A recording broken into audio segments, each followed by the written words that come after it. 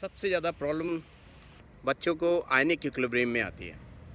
अब ionic equilibrium में उसको पता ही नहीं लगता है कि कब सॉल्ट हाइड्रोलिसिस का फॉर्मूला लगेगा, कब उसमें बफर सॉल्यूशन का फॉर्मूला लगेगा, या कब सिंपली एसिड या बेस का फॉर्मूला लगेगा, just to find out the pH of the solution. Now my dear students, हमेशा याद रखिएगा, जब भी आप क्वेश्चन को सॉल्व करते हैं आप केस बना के देखें। फॉर एग्जाम्पल, आपको अगर मिला है 50 ml of 0.1 molar acetic acid and 50 ml of 0.1 molar NaOH, दोनों का n फैक्टर 1 है, यानी कि मिली इक्वलेंट्स दोनों के बराबर आ रहे हैं, कोई भी लिमिटिंग रीजन नहीं है। सो डेफिनेटली बोथ विल खल्लास, बचेंगे नहीं, and they will form salt of strong base weak acid, यानी कि pH salt hydrolysis का फॉर्मूला लगेगा, salt of strong base weak acid CH3CONA, that means pH is equal to half of pKw plus pKa plus log C, इससे answer आएगा। और आपके पास salt आया NaCH3COONA, that means pH क्या आएगा, 7 से ज़्यादा ही आएगा, 25 degree Celsius, because this is the salt of strong base weak acid. Anionic solution है NaOH, OH नेगेटिव ज़्यादा मिलने वाला है। चलिए, तो एक ही ऑप्शन अगर दिया होगा एग्जामिनेशन में 7 से ज़्यादा, तो आपको कुछ सॉल्यूशन में सॉल्व नहीं करना, you will get the answer.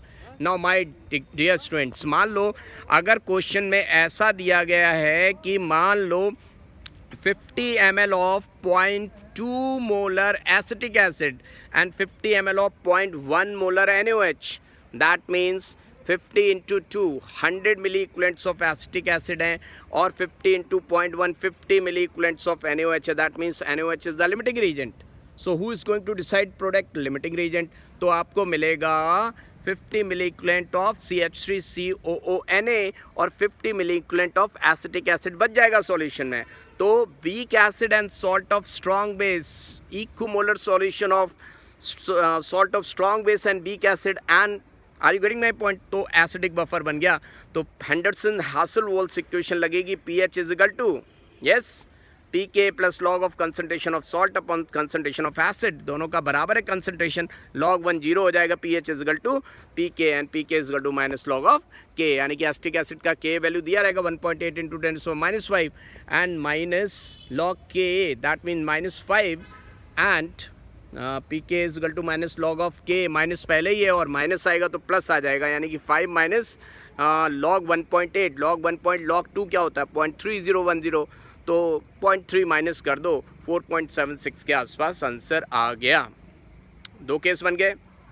Now my dear students, अगर आपके पास मान लो दे दिया गया है 50 ml of 0.1 molar acetic acid plus 50 ml of 0.2 molar NaOH, now this time 100 milliequivalents of NaOH दिए हैं और एसिटिक एसिड के 50 दिए हैं, तो acetic acid is the limiting reagent, ये खत्म हो जाएगा और NaOH बचेगा और CH3CONA। अब CH3CONA कुछ करने वाला नहीं, क्योंकि यहाँ पे स्ट्रॉन्ग बेस है और वो salt of strong base weak acid है, तो NaOH मिलना है, दैट मीन्स pH हम निकालेंगे तो NaOH से निकालेंगे।